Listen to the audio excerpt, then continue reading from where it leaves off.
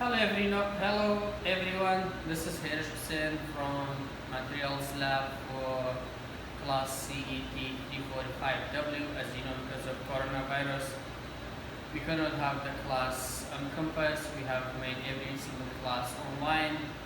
So today we do the second part of experiment number 4, compression and flexure test of concrete.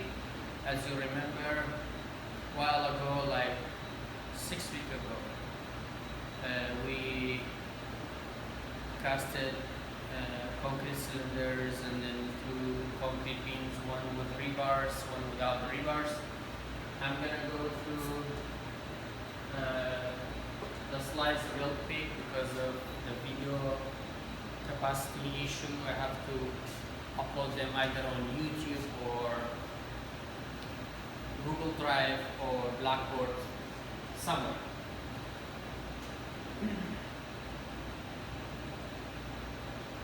This is just what we did before. As you remember, we had 2 concrete beams, 6" by 6" cross-sectional area. The dimensions, length was 21.5 inches, a mold length. And then we did cast 6 cylinders, diameter 4 inch with depth 8 inches. If you remember, we said we used 3 of them for tension test, the other 3 for compression. And if you remember, we did the slump test. I think we got 1.5 inch.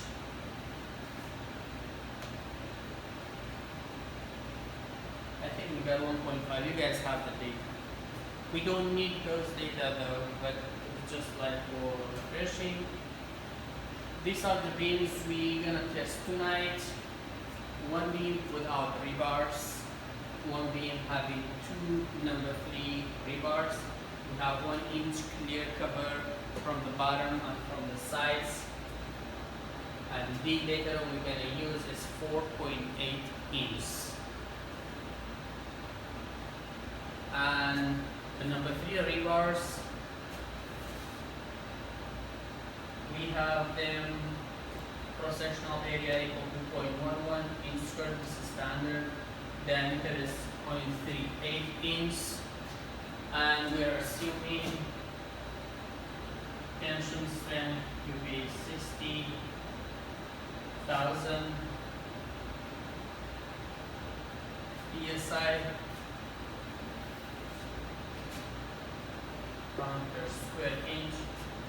Young's modulus, we take it as 29,000 psi, cubes per square inch. And then we did mold 6 of these, diameter 4, depth 8 inch.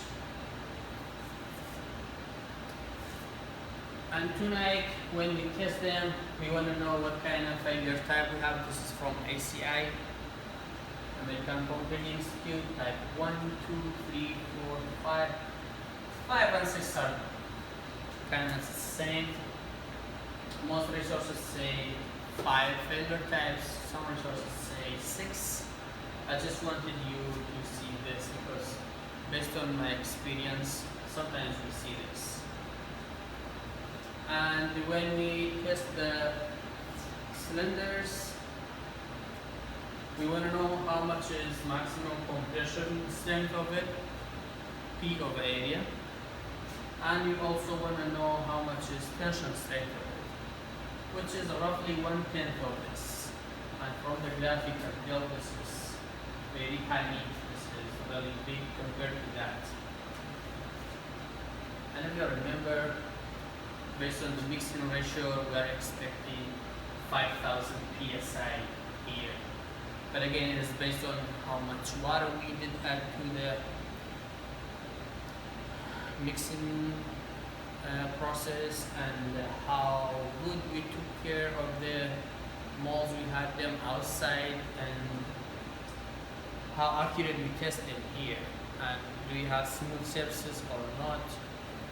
So these factors change what we're expecting here. So 5,000 We don't know yet, but we're gonna test them tonight. And this is a quick summary of what kind of strength you expect from concrete. Like in 7 days, it gives you about 65 to 70% of this full strength. Like let's say for this case, for the 5,000 psi strength. In 14 days, you reach to 80%. 21 days, you reach to 90. 28 days, which was 2 weeks ago, you're supposed to get 100% of the strength. If not, it means that's what that concrete can give. And why these ratios are important? Because during construction, you don't want to wait 28 days. These ratios are used for construction design. So you have two designs. One is permanent design, which is the final design. The other one is construction design. Because during construction, you want to know how much load you can put on the beam or column or the slab you have. Based on these ratios and how old or what age the concrete is at, you find out what kind of strength you're expecting from the concrete. And for tension test, what we do, we use the same machine. Instead of compressing it, put it sideways, put a thick plate here, so we distribute the applied load tangential to the cross-sectional area from the beginning to the end. Then we have this equation. Tension strength is 2 times applied load divided by length times diameter times height. So what is unknown is the applied load that splits the cylinder into 2 halves. And then we do compression of flexural calculation based on this compression strength here. This is a segment of reinforced concrete beam, and this is a cross-sectional detail of how stress is distributed inside the beam. Like the top part is where the concrete acts, the bottom part is where the rebars are. In our case, we have only 2 rebars. In this picture, we have 3 rebars. Basically, that's what it was available on Google for me. I was lazy not to draw a graph like this for you guys. So basically, how we calculate moment is either tension force times lever arm, Z. Z is the distance from the mid-center of your rebars all the way to the mid-center of your compression stress area. How do you find that? We have an equation for A invented by a guy named Whitney, and this block is called Whitney block. We simplified the weird shape of concrete compression test from this shape to that simplified shape that multiplied the FC prime by 0.85. So we have this from the cylinder compression test times 0.85. B, we have it 6. A, how much is A? We use this equation, area of steel. How much is area of steel? Area of one rebar is 0.11. So this AS is 2 times 0.11 times Fy, which is 60,000 psi or 60 ksi, divided by 0.85. Fc prime, you will find it from the compression test when you compress the cylinders we have, times B, which is 6. You find A. When you find A, you put it in this equation. How much is D? D is from here to the very top. We said D is 4.8, but I'm going to go back to the slides to show you where that D is come from. That's D. From the very top fiber of the concrete to the mid-center of the rebars. In our case, it is 4.8 inches. So that 4.8 inches come here 4.8 inch minus A over 2, which is found here, is Z. Then Z times T or C. How much is T? T is tension force. Tension force is area of steel again, 2 times 0.11 times 60,000 psi. Either go with psi, pounds per square inch, in and out in your calculations, or go with pips, 60 psi, kilopounds per square inch, throughout your calculations. So I'm going to stick to psi. 60,000 times 0.11 times 2 gives you T. T times Z gives you the internal resisting moment of that beam. Basically, this is your military force. That's how much your beam can resist. So, the moment we find, we have to multiply by a factor, 0.9 for this case.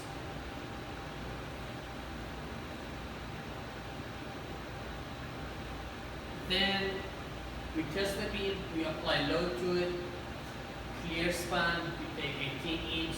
Remember the total length is 21 and a half, but we need some safety here and here, and also we want the rebars to pass the boundary conditions to stick out from here and here. Then we go with 18 inch. We apply a 0.1 at the mid center. This is the shear force diagram, P over 2, P over 2. The moment is P L over 4. Moment is basically this area or that area. P over 2 times L over 2 is P L over 4. This is our enemy. Basically, our military force, ultimate moment, nominal moment, N is nominal moment times P is ultimate moment or design moment. This should be bigger than this or at least equal, so you survive, otherwise you kill your beam. That's how you find how much load you can apply to that beam. And this graph is load versus deflection. Your beam, you apply load to it, then you're in deflection. From this, you get a graph like this. Slope of the linear part is stiffness. P over delta is stiffness. I name it practical stiffness. This is a made-up name, is because in this class we get this graph from our beam when we test it. And there is another way of finding stiffness is from deflection equation. Again, it's from P delta. Case thickness is P delta, which is equal to 48 EI over L to the power of 3. I explained this in doing the same testing procedure for wood beam. So I'm not going to repeat this here. I'm just going to use the same equation. Practical stiffness is P over delta. These two are equal. From this, we can find what? Young's modulus. Young's modulus is K practical, basically slope of the curve I just showed you, times length of the beam, which is 18 inch to the power of 3 divided by 48 I. I is moment of inertia of the beam before cracking is BD cubed over 12. Just go with this very simplified moment of inertia of a reinforced concrete beam. The reason is because this class is in a is not a senior level. When you take concrete design, then you go through these procedures very thoroughly. Then you have different moment of inertia, like moment of inertia net, moment of inertia cross. At cracking, what is moment of inertia? But for now, we stick with this moment of inertia. So basically, that will be it. But I'll go back to the slides again when we do the test. Thank you. I got the cylinders in. We use 3 of them for tension test, the other 3 for compression, and then we take the average and then we take one number in our calculations. I took the bad ones for tension, named them differently like A, B, C. And you see, this is the bottom of it. It means the concrete was really not, it didn't have a good workability, so we passed slump test. So when you pass slump test, you may face these kind of problems. And there are some solutions. They put it in concrete mixture to add workability, but we don't have those chemical solutions. So this is A. B has been infected by corona. Bad zone. So this is a really bad sample, but we're still gonna test it. And then C, you don't want to have these trap bubbles inside. That's why we go 1/3 25 rods, 2/3 25 rods, fill it 25 rods. Even after that procedure, we still have lots of voids trapped inside. For the compression test, we name them A.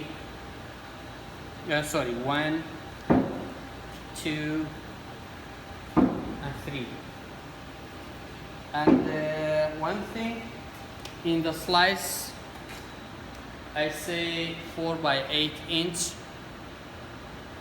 but actually our samples are 3 inch by 6 inch. So please correct that. This is not 4 by 8. This is 3 by 6. So we go with the real data. 3 by 6. Last year I was using 4 by 8. Okay, thank you. Yes, so now we do tension test. Specimen A, you put it in sideways. You do your best to have the 3 inch available here. If it is too much, you put a plate like this, because if it is far away, this is the cheapest compression test machine from Tanis Olsen. It is not, you cannot adjust it. It has to be fitting. If you have few millimeters off, it's okay. Then what you do, you turn the device on in the back. You have to close the door, otherwise it doesn't run the test. See, it says the door is open. You close the door. Now it's ready to run the test. So basically, initiating motor.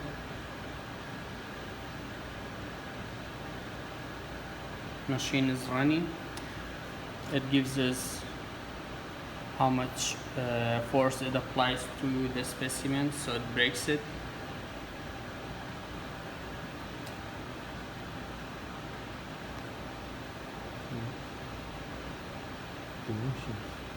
And maybe we need to press this here. Forget about it.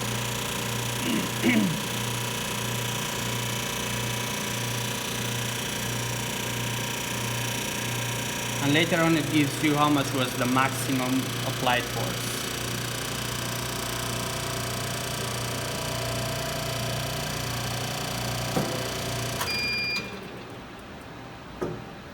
Maximum applied force was 17,580. Take it out, neglect this given stress.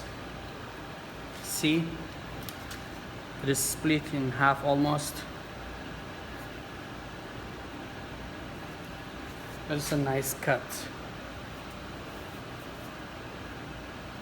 So this force 17,580.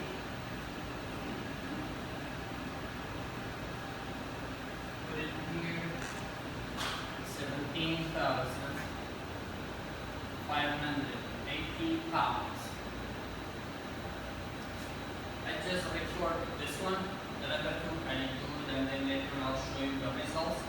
Then you take the average for the 3, then you put it in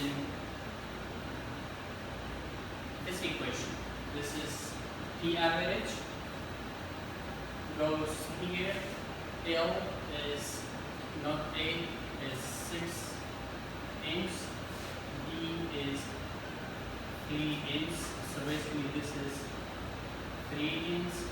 L is 6 inch.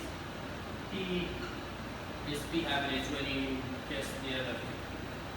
I'll be back soon. So we did the tension test for all the 3 cylinders. You see clear cut in and out for all 3. But if you want to split like beautiful cut, guys.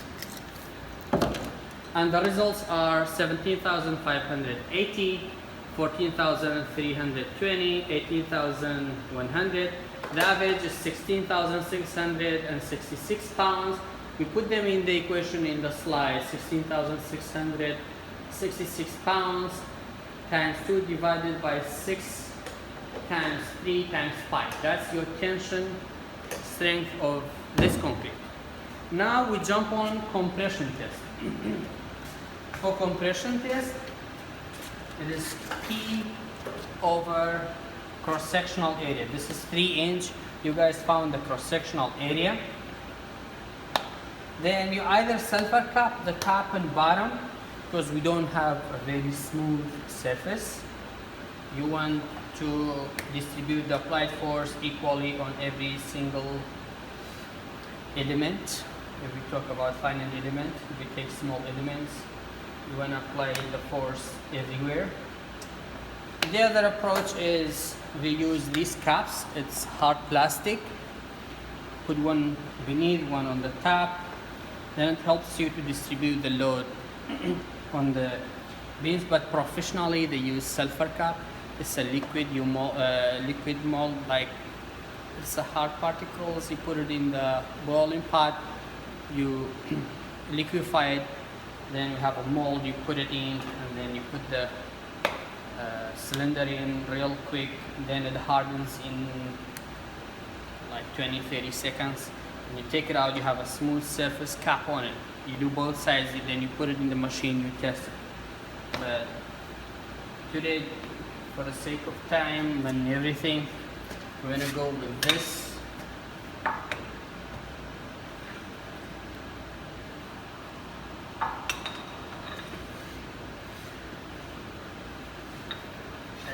Upside down.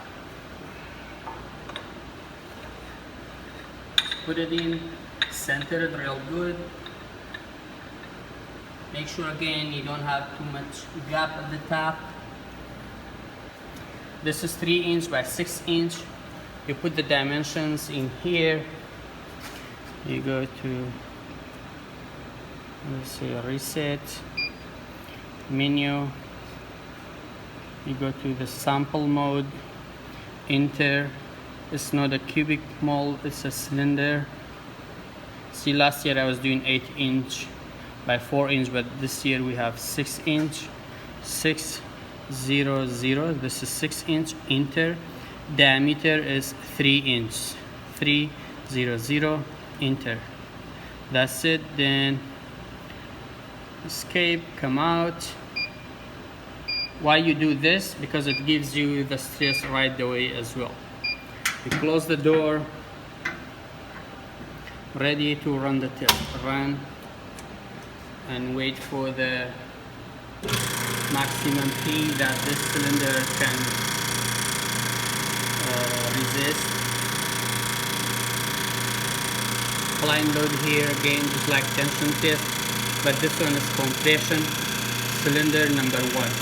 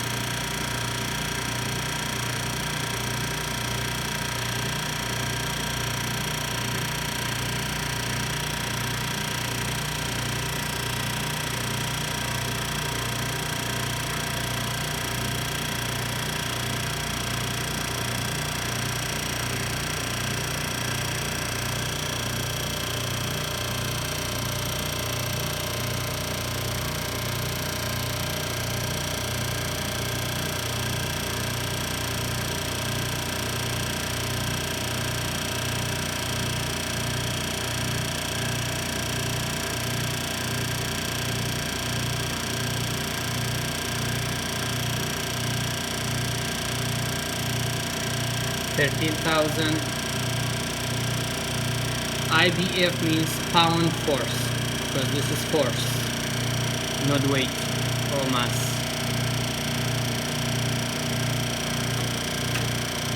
It's failing.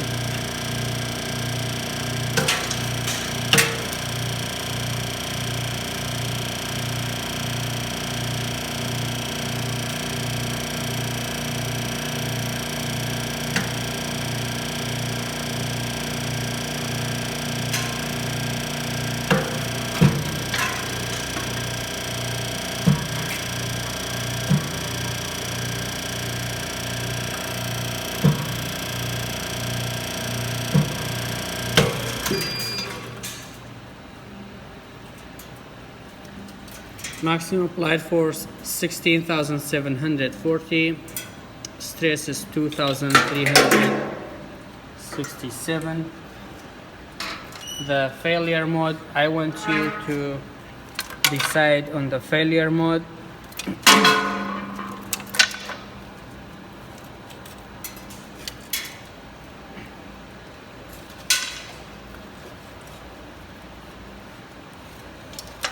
What kind of failure mode is this? You decide on it, and I test the other two and then I'll get back to you. So the previous one didn't give me a good result, 16,740 pounds. I felt it's really low, and I had a feeling like it is from the plastic pads. This is plastic. Then I tested the second one without the pads, just the cylinder itself. It gave me 21,610, which is much higher than the previous one. And I just want to show you cylinder 2, so you find the failure type. What kind of failure type is it? 1 through 6. You just say failure type 1, 2, 3, 4, 5, or 6. Definitely it's not 5, it's not 6. It's among the rest. This is cylinder number 2, and I'm going to show you number 3 as well. So this is cylinder number 3. It gave us 20,400, stress 2,885. This is the failure mode. You figure it out. It's 1, 2, 3, 4, 5, or 6. Failure type is in the presentation slide. You figure it out. Okay, thank you, and I'll be back when I go back to the slides. Whenever you're done with using any machine anywhere on this planet, you have to restrict the machine, clean it, put all the discs, slides, everything back to where they were, and also turn it off, and then leave it. And we vacuumed it with a special kind of vacuum, which is for concrete. So you vacuum it and then clean the area with the best you can do, and then put the broken samples in the trash bin. Sweep the tables, wipe them with the wet towels, and then leave the lab. And I'll be back. Yeah, the result of tension test 16,666, real good, but I don't like the compression result 19,583, which is the average between these three. We put that number here, 19,583, and the cross-sectional area of the cylinder is 1.5 inch squared times 5, which is 7 inch. You put it here in this equation, you find FC prime, which is around, so basically 19,583 divided by 7 is around 2,800 PSI. This is your concrete strength. We were looking for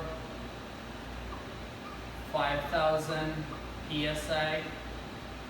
We got 2,800. Why? Because the cylinders were not in a good shape, and I tested them in a hurry. We didn't do sulfur capping. The plastic gave us a big reduction in load and many other factors. So you have to back calculate whatever I have here, back calculate the average, this, that, everything, and have it in your report, and I'll be back when I test the beam. We test this one. I already put it in the machines, ready to go. The one without the rebars. What we do, we apply a point load at the mid-center, clear L. L in the calculations is 18 inch, not 21 and a half, 18 inch. We apply load. Later on, I give you P max, how much was maximum applied load. From that, you calculate this P over 2, then you draw shear force diagram, P over 2 up. Then you draw bending moment diagram, P is whatever the maximum P is from the machine, L is 18. You draw these two, it's required. And also from the data collection, from which each load increment, you read delta at the mid-center. How much this deflects until it cracks and fails. Then you draw me this, just like the regular wood beam test. Now we go to the machine.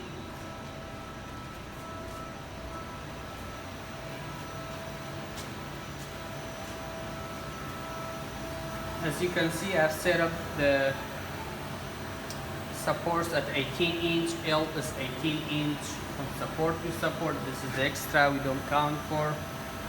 And I apply a point load at the mid-center, 19 inch this way, 19 inch the other way, so this is the midpoint. And then I apply load using the controller as usual.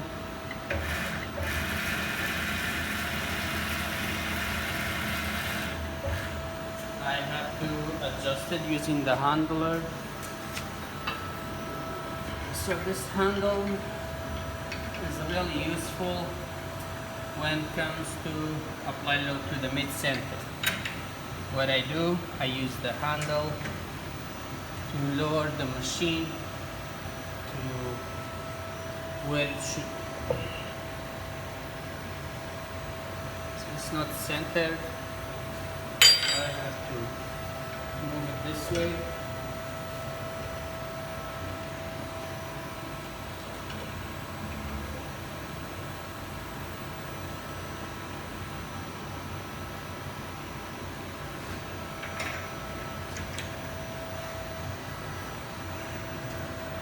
And then I cancel any loads here.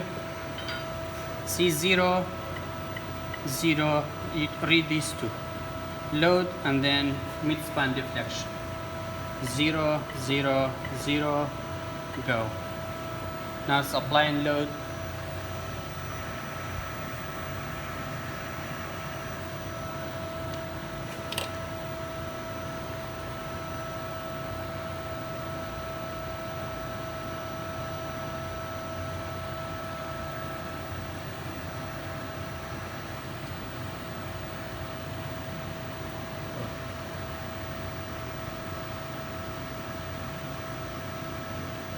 So with each load increment, you read deflection in the middle, then you draw load versus deflection curve for me as shown on the PowerPoint.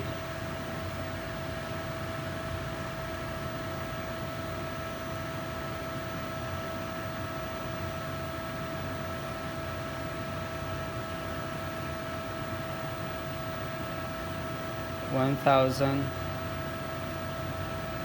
This beam doesn't have any rebar in it. It is just the concrete by itself.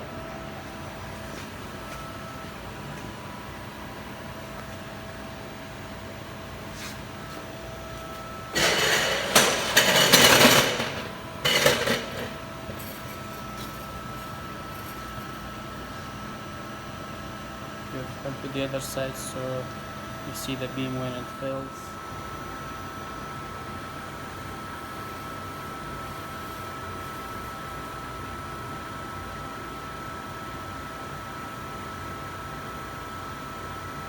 Sorry, suddenly I pressed the button and start the video recording, but I start over right away. 3,500. Deflection is 0.05 and tells us how stiff concrete beam is or how brittle is it. It doesn't have much ductility as steel or wood has.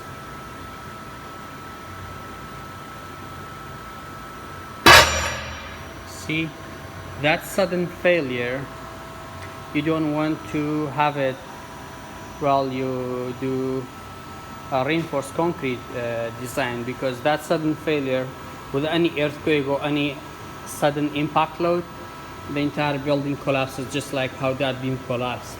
You don't want that to happen. What you do, you put rebars in first, you jack up the strength. Second, you add ductility to it so it absorbs energy. They call strain energy during earthquake. It doesn't give you a sudden failure. It gives you cracks and then chunks of concrete fall off. It's an indication that means, hey guys, run out and evacuate the building. I'll come back for the next beam ready to be tested is this one with 2 rebars in it. The rebars are rebar number 3. Cross-sectional area of each rebar is 0.11 inch. Square diameter is 0.38. You don't need the diameter, you just need this in your calculations. And this is the materials property. And what you do, you put this in the machine, just like how I have installed it.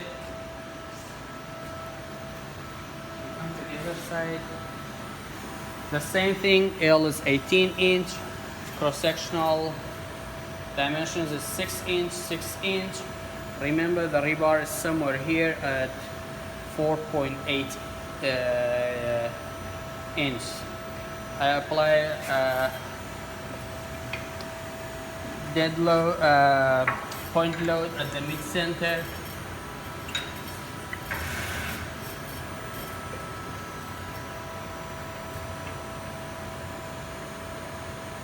Just like this.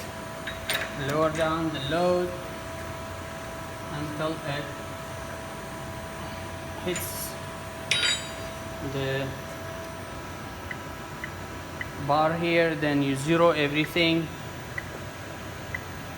Then you say go. Then you apply load versus delta. This middle reading is how much the beam goes down in the middle until it breaks. So we are at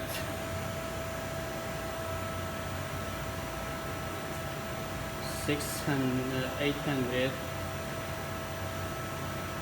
And again, we draw a graph for this as well. With load increments, you go with your delta and do your best judgment with what increment you go. You go 100, real accurate graph, 200 or 300.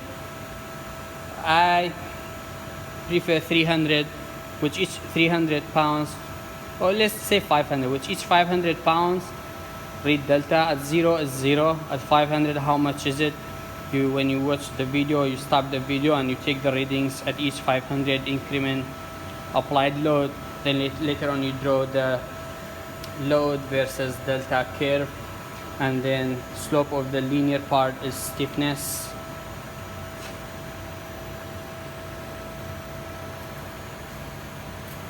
So already at 3,500 pounds.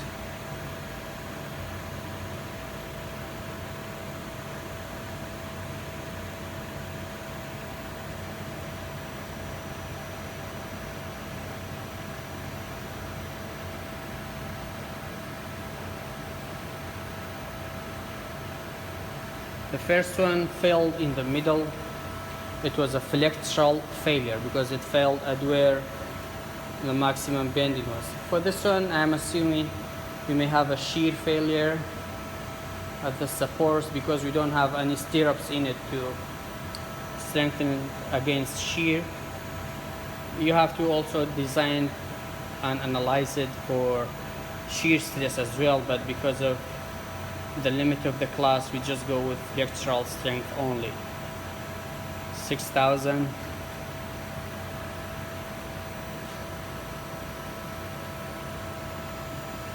And if I couldn't upload all the videos as one video, I may go with segments. Already 7,000 and nothing's happened.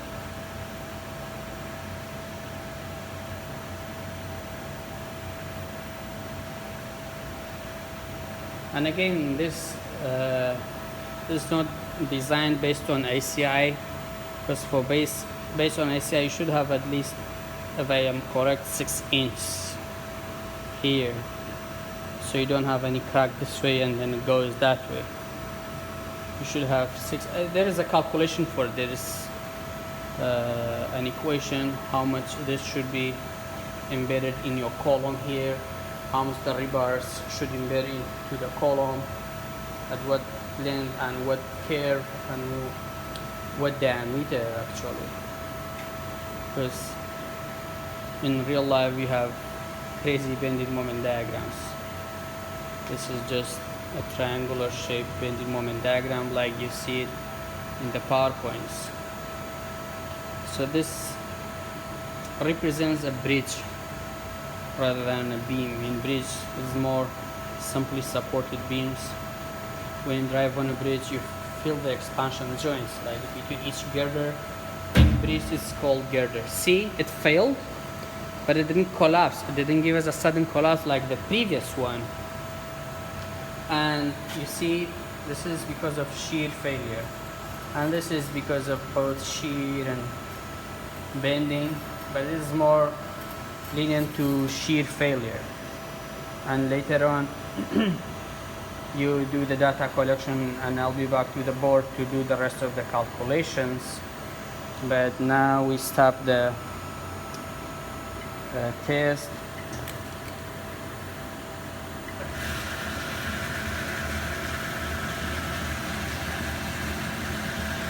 If you check, the rebar didn't let it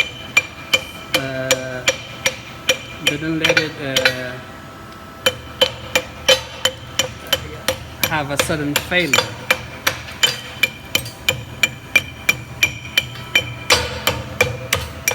This is the rebar number 3. That's the magic part of it. Even though it boosts up your strength, but it also gives you safety at the same time. And you see the rebar is on the support.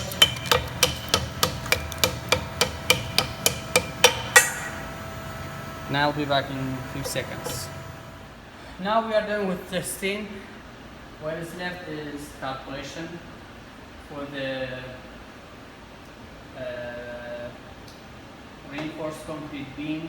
Again, you have just 2 rebars. We do our calculation. D, if you remember, we said is 4.8 inches. How much is A? We use this equation. AS is 2 times 0.11. Fy is 60,000. This is inch squared. This is pounds per square inch. FC prime. Calculated was 2,800 roughly. PSI B is 6 inches. So from this, how much is A? Real quick, and what you do, double checking my calculation.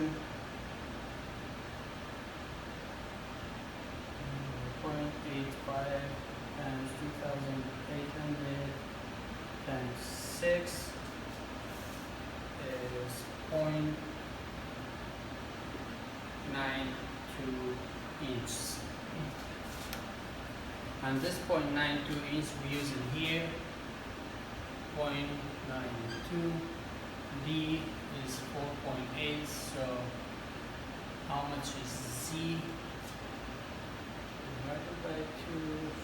4.8 minus answer 4.34 inches. This is Z. It comes here. How much is T? Use this equation. AS is 2 rebars, 2.11 2 times 0.11. Fy is 60,000 psi. So 2 times 0.11 times 60,000 is 13,200 pounds. This comes here. Z, this is Z. T times Z is 4.34 times 13,200 is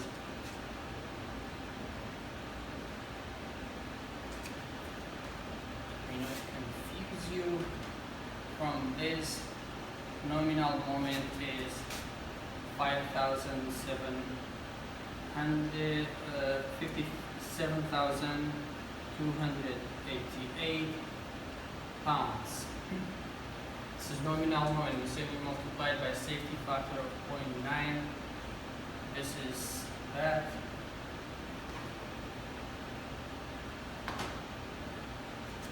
Then M ultimate is this 0.9 is to be on the safe side. 51,560. This is pound inch. And this is pound inch. Force times lever arm is pound inch. Pound inch. This is the moment. That's your moment. In the next slide, what we do is based on here you have 2 sets of calculations.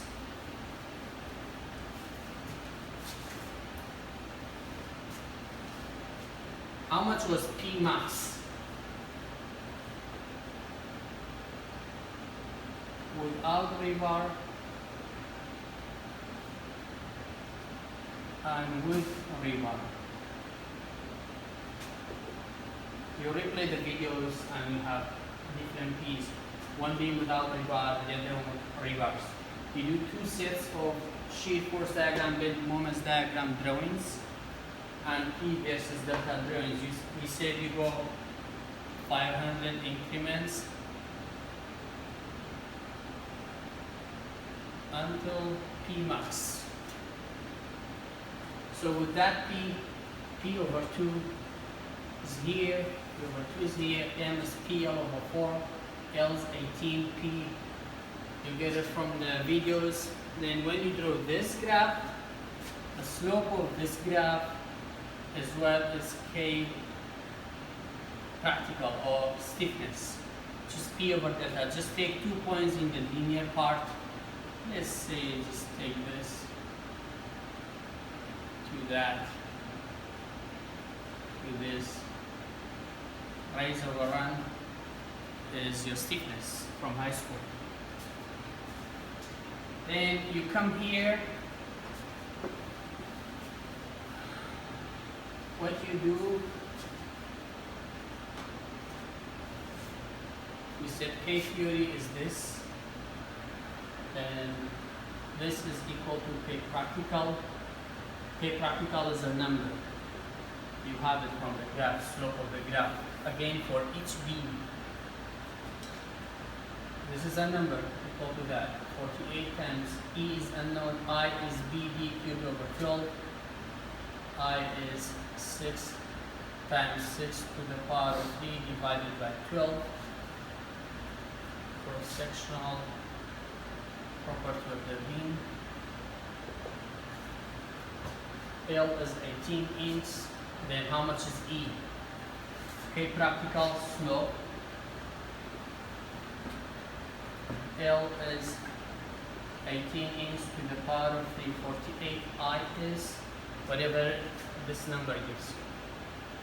Then you find Young's modulus in PSI, or you can convert it to KSI when you divide it by 1000. I want 2 E values, one for the beam without rebar and 1 E for the beam with the rebar or rebars. two numbers. Each step of calculation has a certain credit to it. And if you have any questions, feel free to email me. I'm sorry I've canceled out all the office hours because of audio policy. We cannot meet any student because of coronavirus again. And I wish you the best luck. I do my best to post the videos tonight, if not tomorrow night. Whenever I post the videos, I'll email you all. And when you get the email from that day, you have 1 week to do the report. Thank you very much.